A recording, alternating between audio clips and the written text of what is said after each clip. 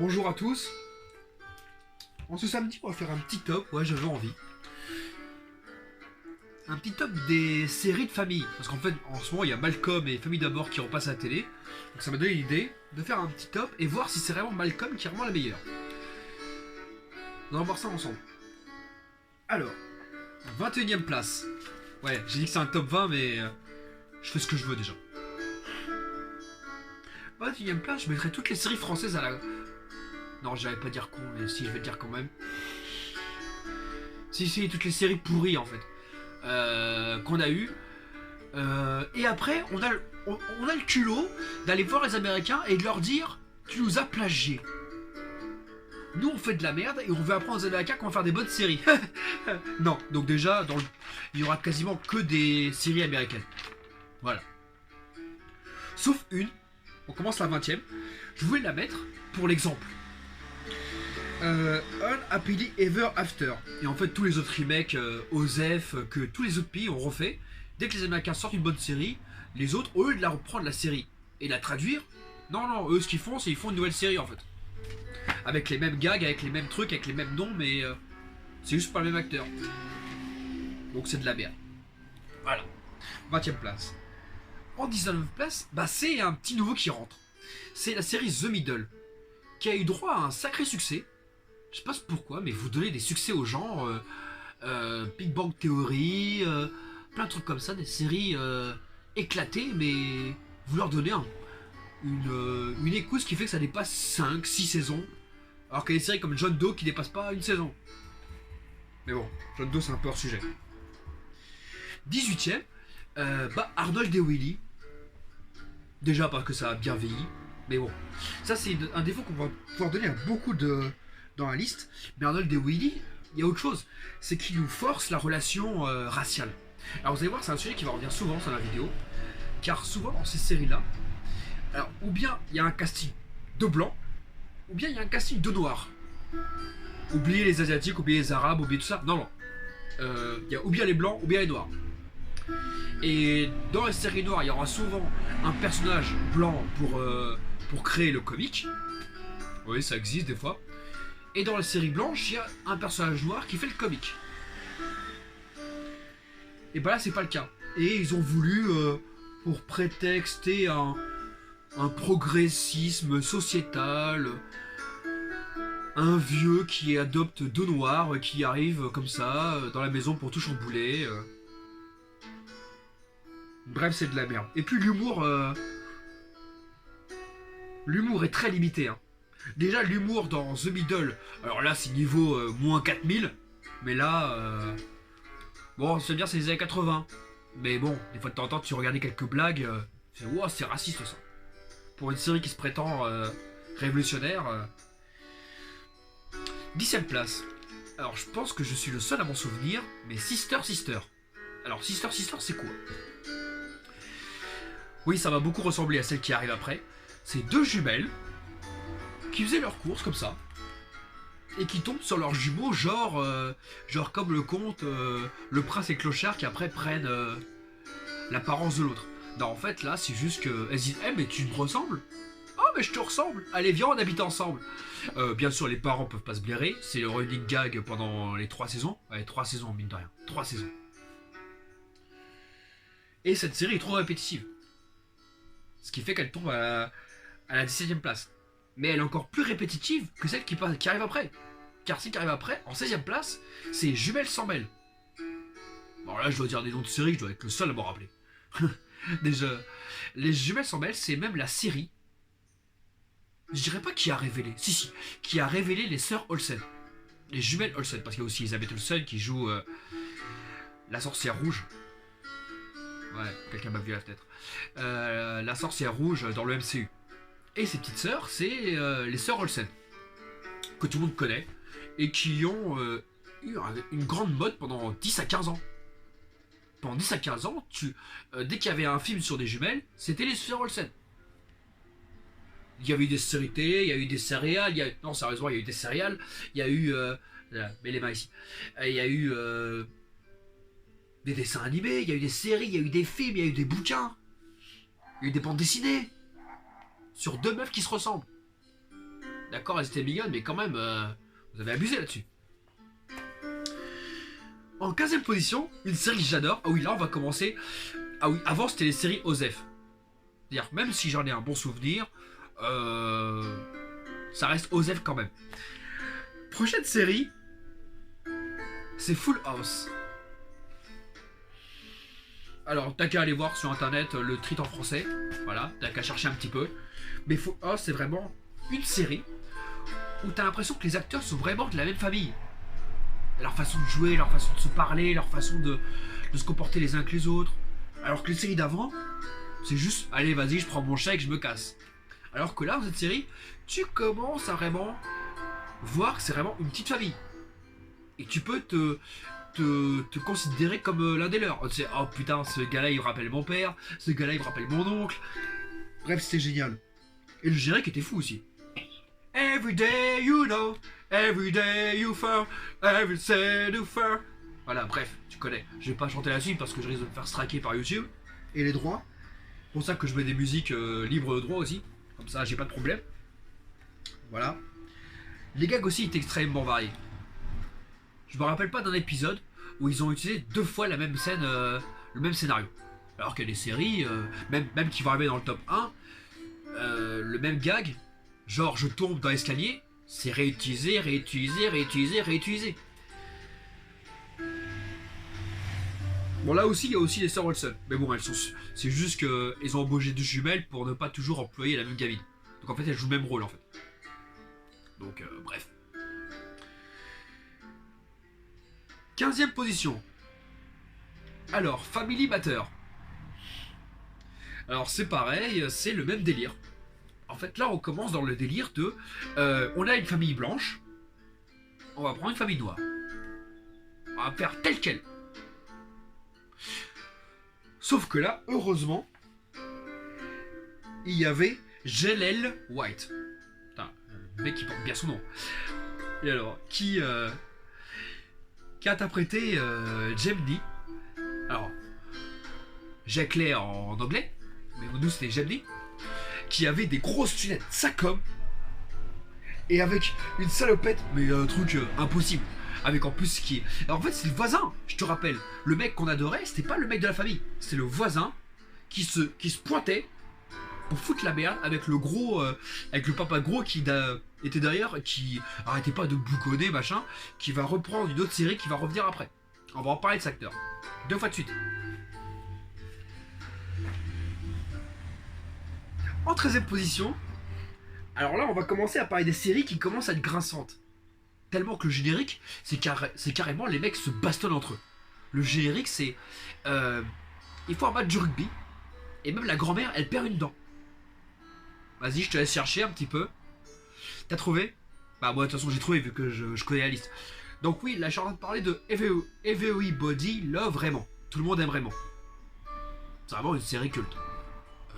C'est vraiment... Et c'est vraiment la première série où on a commencé à casser du sucre sur les membres de sa famille. C'est vraiment la première série. Dans le classement, hein, pas dans l'histoire. Hein. Parce que les autres séries qui remontent, tu vois, c'est extrêmement gentil. D'accord, on se fait des petits gags des fois de temps en temps, mais c'est la vie est rose, la vie est belle, allez vous faire foutre. Et la vie n'est pas belle. Et... 12ème position. Alors, ça va en surprendre beaucoup, parce que c'est pas vraiment... c'est une série familiale, mais bon... Peut-être que j'ai fait une petite erreur pour celle-là. Ma sorcière bien aimée. Alors pourquoi je l'ai mis dans des séries familiales, enfin plutôt dans le cocon familial? Parce que, mine de rien, c'est la base de la série. La base de la série, c'est une sorcière qui sort avec un moldu. Oui, c'était pas le terme avant, mais c'est un moldu. Et la mère de la sorcière qui veut foutre des problèmes pour séparer sa fille du moldu. Donc en même temps, le moldu va travailler, et la sorcière bien aimée fait étage à la maison. Parce que c'était le bon temps. C'est parti, première blague misogyne, c'est parti. Alors, les bons côtés. Bah, c'est culte. Le générique, il était incroyable.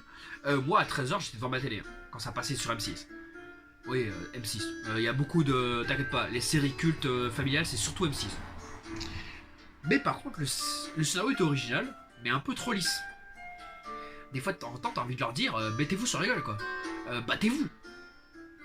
Faites comme tout le monde aime Raymond. Parce qu'en vrai tout le monde détestait Raymond, c'est lui qui foutait la merde. 11ème place. Alors, les autres séries, en fait jusque là, c'est des séries que je ne regarderai pas. Et celle-là, c'est le cas aussi. Si elle passe à la télé, je zappe. Mais, c'est comme TPMP, tu peux éteindre ton cerveau devant. Et regarder quand même. Cette série-là, c'est Ma famille d'abord. Alors pareil, on reprend le concept. Une famille de noirs qu'on va suivre, sauf que là, ils sont super riches. Donc leur délire, c'est je sors avec une meuf. Ah oui, super riche et super pieux comme ça. C'est-à-dire si tu sors avec une meuf, bah faut se marier avec. La fille doit faire ça, le garçon doit faire ça. Et la petite gamine qui fait plein de problèmes n'aura jamais de problème vu que c'est la chouchoute du papa. Le seul point positif, c'est que ça a été fait par les frères Wayans. Alors les frères Wayans, c'est la bande du Luberlu qui fait des films comme Fausse blonde infiltrée. Donc si t'adores les frères Wayans, tu vas kiffer. Si tu détestes les frères Wayans, tu vas pas kiffer. Et puis même si tu aimes les frères Wayans, dès que le papa il disparaît, bas les reins du reste. Vraiment, il y a juste le Damian Wayans qui est intéressant. Le reste, poubelle.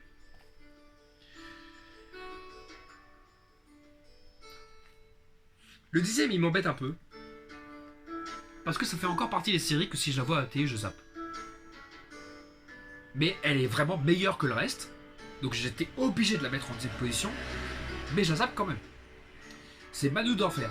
Alors le générique, tu connais bien, c'est la meuf qui se rabat dans la rue, qui trouve un patron, qui après excuse-moi, drague son patron, clin d'œil, clin d'œil. L'associé du patron qui sont milliardaires vont sortir avec les salariés qui sont payés 1500 balles. Genre dans la vraie vie ça existe, hein, impossible. Donc le générique est bien. Les vannes. Alors les vannes qui se balancent, enfin des vraies vannes. Enfin des je t'envoie bouler, des... Voilà, parce que le reste, même tout le monde aime Raymond, ça restait assez pacifiste. D'accord, on pète la dent de la grand-mère dans le générique, mais en vrai dans le générique on touche pas la grand-mère. C'est dommage, j'aurais bien aimé l'avoir déboulé les escaliers. Enfin t'es marrant une fois. Mais bon je suis juste... 9ème position, Cosby Show. Je pense que ça aurait pas été raisonnable de pas le mettre. Déjà parce que j'ai passé des heures devant le Cosby Show. D'accord, j'aime l'humour noir, d'accord, j'aime l'humour crassant, mais c'est la base. Si après, même le numéro 1, s'il existe, c'était en réponse au Cosby Show. C'était parce que il voulait faire une série qui n'était pas le Cosby Show. Bon, d'accord, on revient encore dans ce truc racial. C'est une famille noire, donc on va faire une famille blanche. Voilà. Mais il n'y avait pas que ça. Ils sont trop lisses, on va faire un truc super sarcastique. Ils sont trop gentils, on va faire un truc super vulgaire. Et les gens, ils ont adoré. Ils ont adoré le numéro 1. Mais là, c'est que le numéro 9. Numéro 8. Alors, la série comique Alf.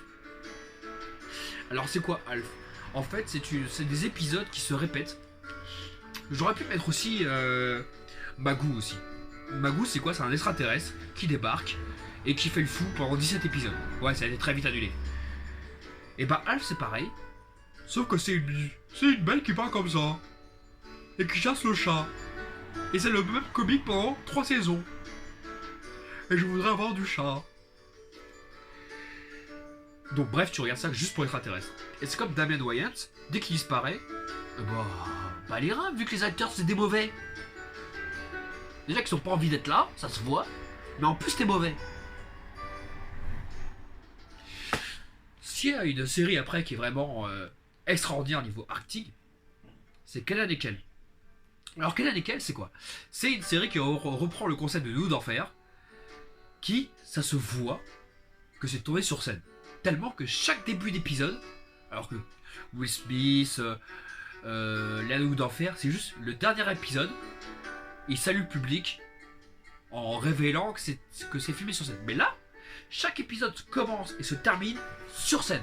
Avec Kenan et Kel qui font un petit jeu de mots et qui dit viens, j'ai préparé un truc. Et Kel qui répond oh non, ça recommence. Je précise, ça fait 10 ans que je l'ai pas vu quand même, non plus.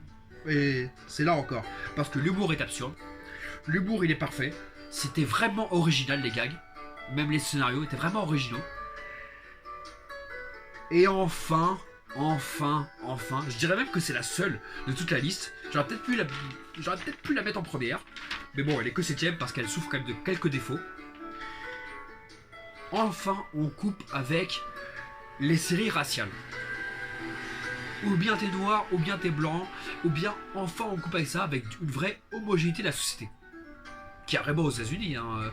Kenan et Kel, c'est la vraie série américaine. Avec un petit peu de rap, avec un petit peu de machin. Bref. 6ème position, Prince de Bel-Air. Prince de Bel-Air parce que c'est culte. Mais ça souffre encore du problème, c'est que quand il n'y avait pas Will Smith, et bah, il y avait pas Will Smith quoi. Déjà cette série a créé Will Smith, pour commencer. Et tout ce qui se passait à l'écran avec Will Smith, le check, tout ça, on l'imitait après à l'école. Tout ce qu'il disait, les blagues. Pourquoi notre génération est aussi fort en vanne et en répondant? Bah parce qu'on a appris à la télé. Hein. On a appris le Prince de Bel-Air. Hein. Le répondre tac au tac des vannes, c'est Prince de Bel-Air qui l'a appris. Hein. Est-ce que c'était une bonne éducation? Ça, je sais pas. Mais au moins... Non, c'était pas une bonne éducation. 5ème chapitre. Top 5. On commence à taper dans le top 5. Modern Family.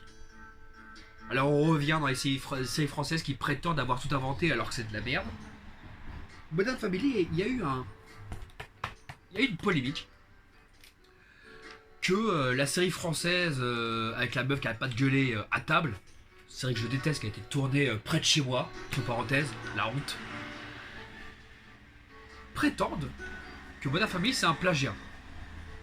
Alors on n'a pas dû voir la même série. Hein. Voilà. Parce que là, franchement, là, le concept, il est original. On a l'angle de toute la famille qui s'est recomposé. Ça veut dire la fille, elle a fait son mariage. Le gamin, il a fait son mariage avec le gros, là. Et il y a un acteur que j'adore, Ed O'Neill. Je vais pas dire qui est Ed O'Neill, parce que j'ai donné la réponse du numéro 1 ou 2. Mais j'adore cet acteur et ça m'a fait chier de ne pas l'avoir vu pendant des années. Et là, je l'ai revu dans Modern Family, il est incroyable. Allez, on tousse pas. Numéro 4. Ça aurait pas été honnête de pas le mettre. Parce que cette série a aussi bien influencé. Parce que là, depuis le début, on est en live. On n'est pas en dessin animé. Ah bah sinon, la vidéo, elle aurait duré 5 heures sinon. Tu rigoles quoi? Déjà, j'ai pas de place sur ma feuille, alors que je me suis arrêté au live. Tu rigoles quoi? Mais c'est les Simpsons. Les Simpsons, ils ont vraiment impacté grâce à la série que je vais parler après. Mais elle a quand même impacté les autres. South Park, les Griffins, American Dad, même des séries en live. Les Simpsons, c'est comme le Cosby Show, c'est la base. Aujourd'hui, je connais pas une série qui s'est pas inspirée des Simpsons. Je connais pas. Mais elle est que en 4ème position. Alors tu veux me dire, qui est sur le podium? 3ème place, et je pense qu'elle mérite sa place, alors qu'elle était revenue dans les... Vous allez voir que les 3 derniers, malheureusement, ou heureusement, parce que moi j'aime bien quand même, je critique depuis le début, mais j'aime bien, reviennent sur la base de cette série de noirs. Un peu pour les noirs. Hein. C'est une série de blancs. Un peu pour les blancs quand même. Hein. Donc voilà, 3ème position, et il le mérite amplement. C'est Everybody Hate Chris. Donc ça reprend le titre de Tout le monde aime Raymond, sauf que là c'est Tout le monde déteste Chris. Avec le père Terry Crews, qui est juste extraordinaire. Je trouve c'est peut-être même son meilleur rôle dans une série.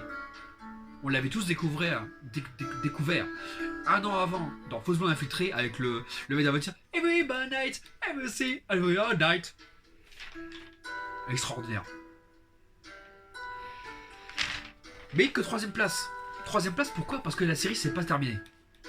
Alors j'avoue c'est pas vraiment parce que dans cette série là, dans cette liste là, il y a vraiment aucune série qui se termine. C'est même le défaut des séries familiales. C'est-à-dire, on continue tant que ça fait de l'argent et le jour où ça fait plus d'argent, poubelle, on envoie le casting à Pôle Emploi. Donc il n'y a jamais eu vraiment la fin.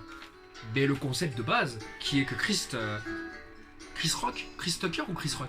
Non, c'est Chris Rock. Chris Rock, c'est lui qui a raconté sa propre vie. Donc dans Tout le monde déteste Chris, c'est pas comme les autres trucs où c'est une pure fiction. Non, là, tout est vrai.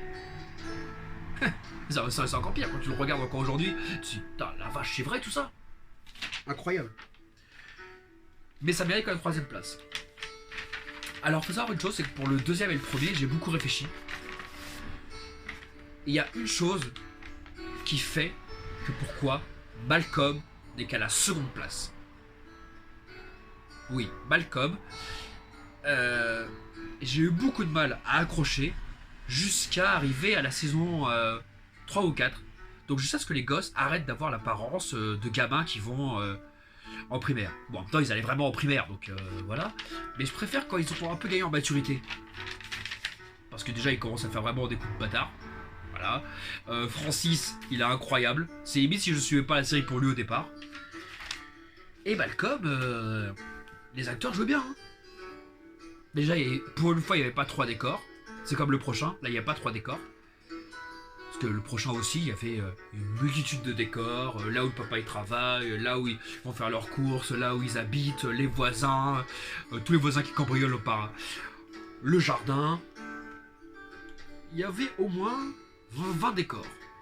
Minimum dans le premier. Et dans Malcolm, pareil, hein, au moins 20 décors minimum. Ce qui est rare hein, pour une série de ce genre-là. Hein. Normalement, c'est 3 décors grand max. Hein. Le salon, ta classe, la bibliothèque. Point barre.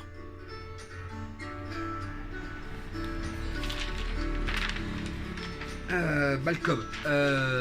Par contre, je déplore une chose, c'est qu'il n'y a que Bryan Cranston qui a joué après dans Godzilla, Breaking Bad, qui a vraiment une carrière après. Ce que je déplore, c'est que le reste du casting, t'as l'impression qu'ils ont disparu, alors qu'ils jouaient aussi bien. Hein. Frankie Muzos, là, à part, je sais pas ce qu'il lui a pris de faire Sharknado, de bousiller sa carrière comme ça, alors que c'était un bête acteur. Mais on va finir avec le premier numéro 1 de tous les temps. Une série que j'ai adoré regarder, que j'adore toujours regarder. On va couper ça, on va mettre le générique, parce que lui, il le mérite. Peut-être que pour cette vidéo, je ferai un peu de montage, parce que on sait pas toujours de quoi je parle. Allez, on y est presque. On y est presque. Le top 1 de la meilleure série de famille de tous les temps.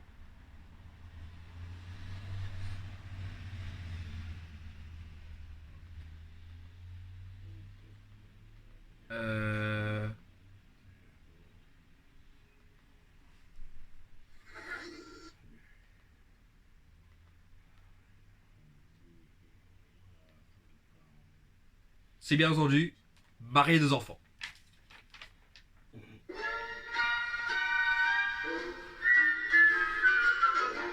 Générique de Francis Sinatra. On va baisser un peu. Alors ce générique était... Rien que... Il faut que le générique soit puissant pour une série. C'est important. Rien que le générique, il te montrait ce que tu allais regarder. Le père totalement désabusé, la main dans le caleçon, la mère qui fume en train de préparer la salade, les voisins qui se prennent plein la gueule, et les enfants totalement vulgaires. Et cette série-là a été une réponse. Allez voir mon reportage sur les enfants. C'est pas de moi, hein, c'est juste que je l'ai uploadé. Ah oui, la scène quand il lui montre du fric. Tout le monde va y passer. Le fils, la fille, la femme qui va le mettre dans sa gorge, et le chien à la fin qui met dans sa gueule. Ah. Al Bundy. Série légendaire. Cette série-là, elle a duré 11 saisons. Dire, le reste que je te parle, ça a duré, même Malcolm, ça a duré 7 saisons grand max. Hein. Ça a duré 11 saisons. Et même aujourd'hui, ça pourrait revenir. encore aujourd'hui, même si ça a un peu vieilli, comme beaucoup de la liste, même si ça a un peu vieilli, ça met une claque à beaucoup. Et ça met une claque à Malcolm, entre parenthèses. Mais ça met une claque à tout, hein. Voilà. Donc, vu que c'est le confinement, je te prie de te diriger vers zone téléchargement. Et, ou bien de l'acheter, mais bon, tu serais vraiment con. Vu que tout est gratuit aujourd'hui. Je crois qu'il est sur Netflix. Ouais, il est sur Netflix. Donc, d'aller voir cette série qui n'a pas pris une ride et prends soin de toi. Tchuss.